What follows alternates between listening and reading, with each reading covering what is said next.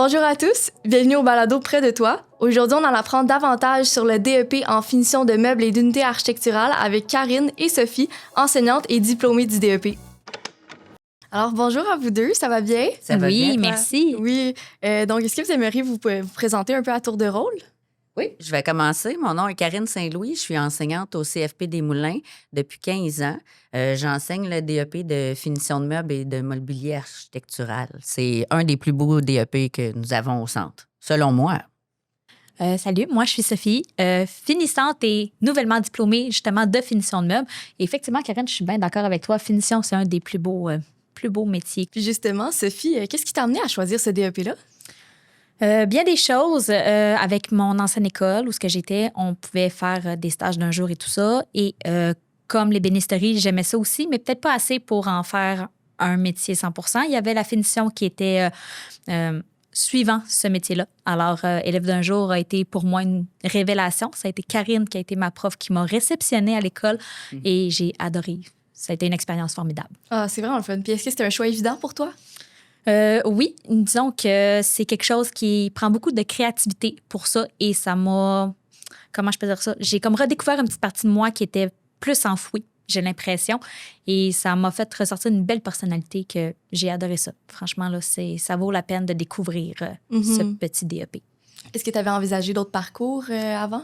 Oui, effectivement, mais disons que ça a été Ça prenait plus, dans le fond, d'années d'expertise. Et comme je suis maman de 2 petites filles, il fallait que ça concorde avec ma vie familiale. Alors, le DEP de finition de meubles était quand même assez un 9 mois intensif, mais ça vaut la peine de pouvoir y avoir accès. Franchement, ça a été la plus belle découverte. Puis en être fière après, j'imagine aussi. Ah oui, absolument. Pour quelqu'un qui est anxieuse et stressée de nature, ça a été quelque chose de très... comment je peux dire ça? Vivifiante, on va dire ça comme ça. Mais oui, franchement, c'était une très belle expérience, puis je le referai demain matin. C'est vraiment génial. D'ailleurs, toi, Karine, qu'est-ce qui t'a amené à choisir ce domaine-là? Moi, jadis, dans le passé, ce qui m'a attirée dans le métier, c'est vraiment le côté manuel, créatif, puis aussi toutes les techniques. Je suis minutieuse, tout ça. Et j'ai trouvé mon compte là, après mon secondaire 5. J'ai étudié en finition et je suis encore dans le domaine depuis. Et à l'enseignement par la suite, qu'est-ce qui a fait déboucher vers l'enseignement? Bien, l'enseignement, ce qui est merveilleux, ce que j'aime beaucoup, c'est de pouvoir enseigner mes connaissances, toutes les techniques, toutes les recherches du métier, parce qu'il y a plein de petits détails et tout ça. Mais surtout, ce que j'aime, c'est de continuer à apprendre avec mes élèves, parce que chaque élève m'amène plus loin dans mon cheminement puis tout ça. Fait qu'on apprend ensemble vraiment. Ça embellit ma vie. Oh, on t'aime aussi, Karine. Puis dans le DEP, qu'est-ce qu'on apprend concrètement? Bien justement, le DEP de finition, il est méconnu un peu. On pense que on fait juste pulvériser du vernis puis peindre, mais il y a beaucoup de connaissances techniques. On travaille avec des produits, avec des spécificités. Fait que tout ce qui est technique, on fait même la coloration de meubles. C'est vraiment un métier qui est très complexe. Technique, Absolument. connaissances. Évidemment, on parle de la santé-sécurité aussi. Très important. Pour, mettons, mettre des mots plus simples, il y a la préparation de surface, le contre-typage de couleurs, l'application de produits manuels, il y a l'application de pulvérisation. Donc, on travaille avec des pistolets, des pompes Hermix et tout. On travaille beaucoup avec le sablage aussi. On aiguise l'œil, évidemment. Puis, il y a le côté créatif qu'on peut aller travailler. Absolument. Franchement, là, les techniques de couleurs, tu t'attends pas à ce qu'il y en ait autant que ça. Alors, quand tu fais le cours, tu t'aperçois que toutes les couleurs se relient quand même assez facilement. Les tons de brun ressortent beaucoup parce qu'avec les 3 couleurs primaires qui nous montrent, ça va quand même rejoindre. Mais à cette heure, toutes les petites différences qu'on voyait pas sur les tables, partout où tu vas, à cette heure, ben, tu les vois. C'est le premier coup d'œil. Ça en est vraiment des fois fatigant. Quand tu vas au restaurant, là, puis tu te dis « Oh boy, OK! » Fait que c'est de la faute à Karine. On aiguise l'œil de l'étudiant, de l'élève, du futur travailleur. Fait que, évidemment, quand on se promène un peu partout, ben on voit plus davantage les défauts. On le remarque plus. On le remarque. Puis ça mène à quel métier, tout ça? Il y a plusieurs métiers qui sont liés avec la finition de meubles. Évidemment, il y a le peintre finisseur, Mais on a aussi, dans la restauration, on a les retouches aussi à domicile, le polissage. On peut travailler dans l'aéronautique. On peut travailler aussi dans les décors de cinéma. Donc, les sphères sont très grandes. Coloriste, on parlait de développer des couleurs. On peut travailler dans un laboratoire et que faire de la coloration comme métier. Donc, les sphères sont très, très variées. Puis, c'est des métiers qui deviennent très nichés. Avec l'expertise, tu peux vraiment, vraiment te déployer, te démarquer.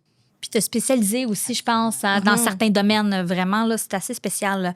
On ne pensait pas qu'il y en avait beaucoup, mais à force d'avoir les études et vraiment toutes les étapes de tous les regroupements qu'on avait dans nos DEP, on apprend une couple de trucs. Franchement, c'est pas juste petite retouche de peinture. Là. Non. C'est vraiment plus touché là, qu'il faut vraiment...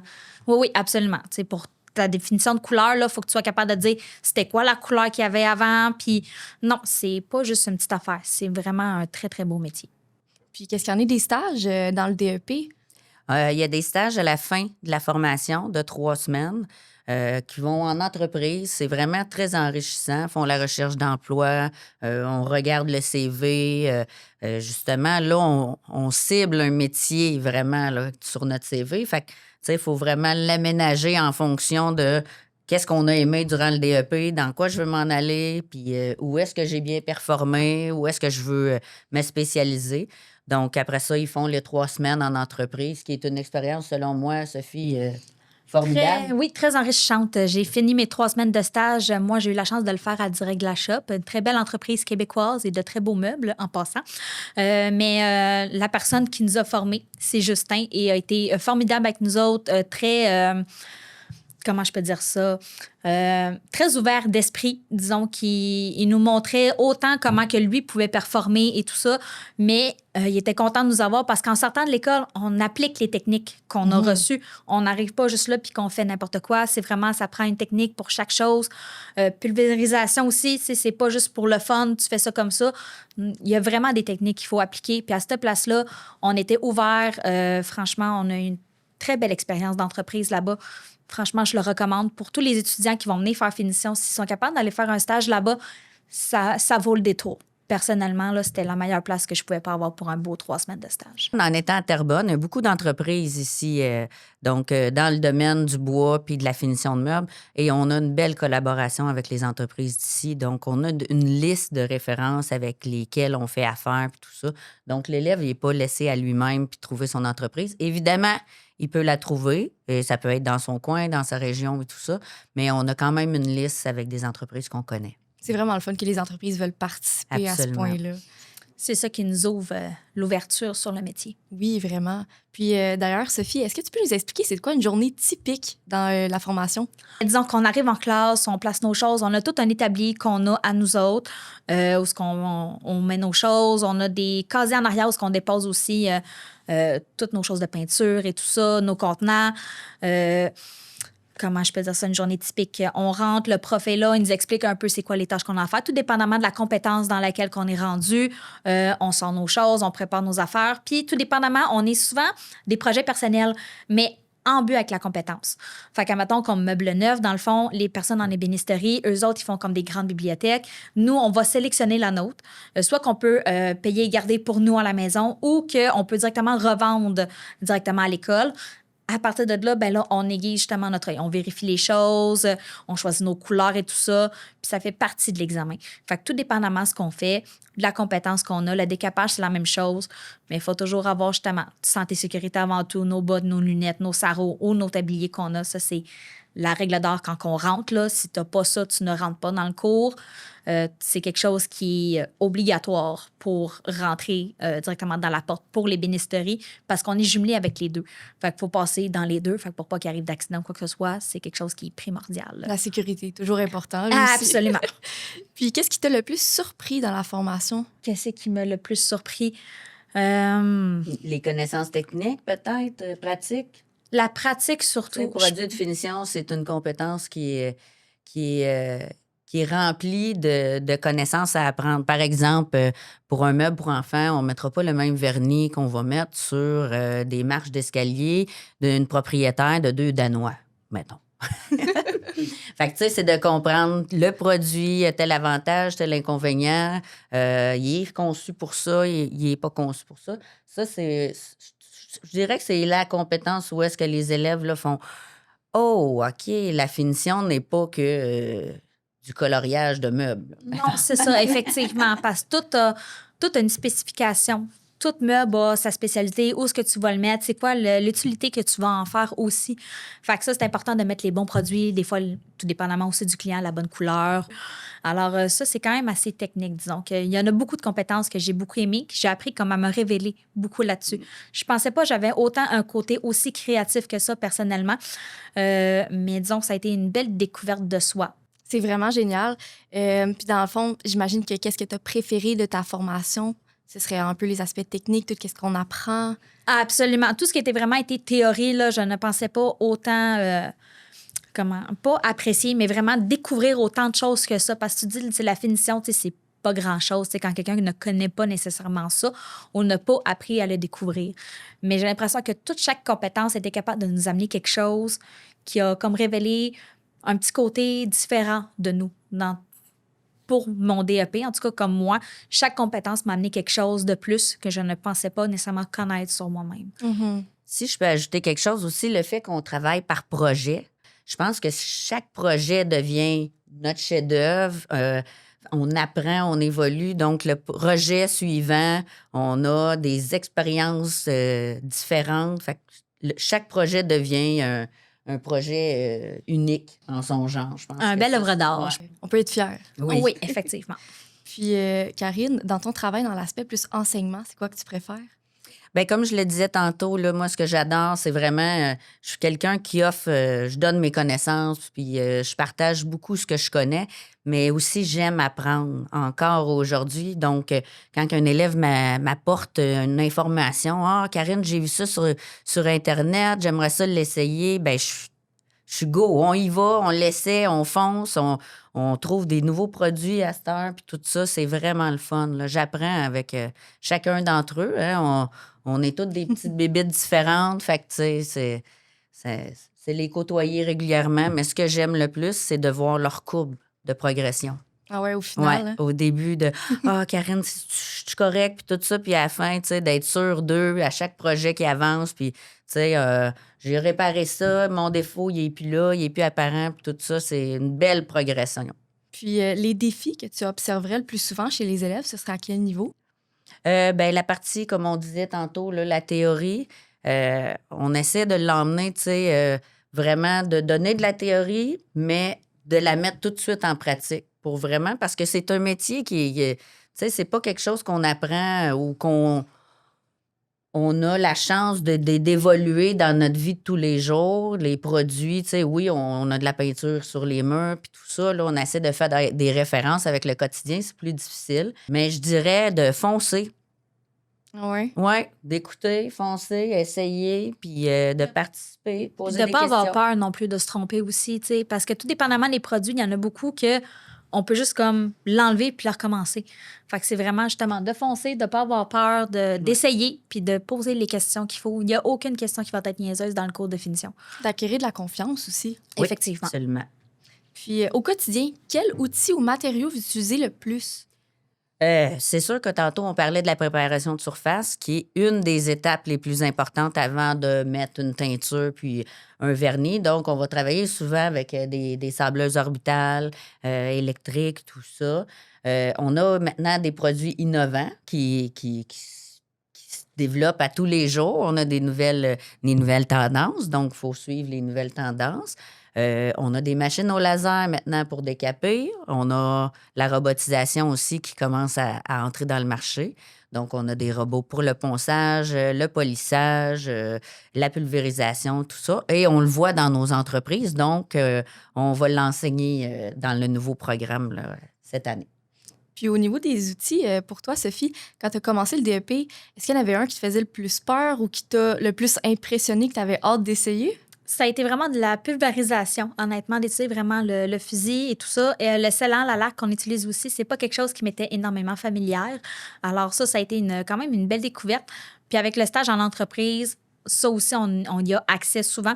Alors, ça a été vraiment ce que plus est ressorti, d'être comment l'application, comme il faut des produits.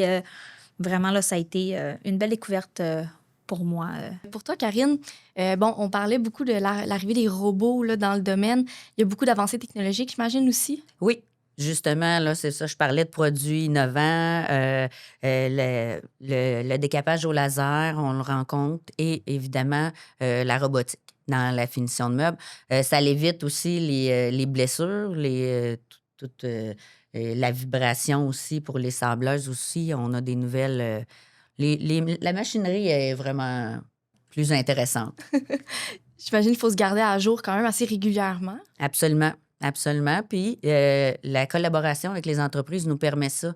Nous permet de voir eux autres qu'est-ce qu'ils utilisent, quel genre de robot, quel genre de produit. On travaille aussi avec l'environnement. Hein, notre planète, il faut lui faire attention. Donc, il y a des produits à l'eau maintenant, selon la résistance qu'on a de besoin et tout ça. Fait que la collaboration avec les entreprises du coin nous aide beaucoup à garder nos élèves là, au goût du jour. Puis là, on va rentrer dans une petite partie des questions un petit peu plus épicées. Karine, est-ce que c'est payant, ce domaine-là? Ça peut le devenir, OK? C'est sûr que tantôt, on parlait de métiers méconnus et de spécifications. T'sais, si on travaille dans l'aéronautique, c'est très payant. Les décors de cinéma, retouche à domicile peut devenir très payant, coloriste aussi. Donc, il y a le peintre finisseur aussi, mais ce qui est le fun dans ce domaine-là, c'est qu'il y a possibilité d'avancement. T'sais, on peut commencer à 20, 22 pièces de l'heure, mais on peut monter jusqu'à 35 de l'heure. Wow, c'est quand même haut là, quand on y pense. Puis, est-ce que c'est possible de faire ce métier-là sans formation? Malheureusement, oui. Ou heureusement pour nous. Durant le stage, justement, Sophie, tantôt, elle parlait de son collègue Justin. Il voit la différence. Quand l'élève a suivi le DEP, justement, les connaissances théoriques, techniques, les résolutions de problèmes aussi. Des fois, les produits réagissent, la température ou...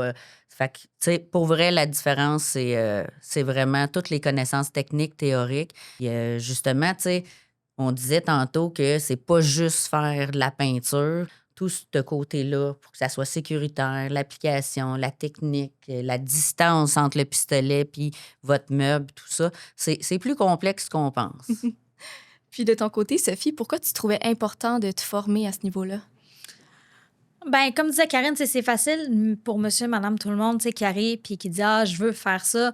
Mais c'est vraiment justement le côté technique qui est important. Vraiment le savoir-faire puis de savoir quoi faire puis quoi pas faire. Quel produit mélanger, quel produit ne va pas avec soit tel matériel.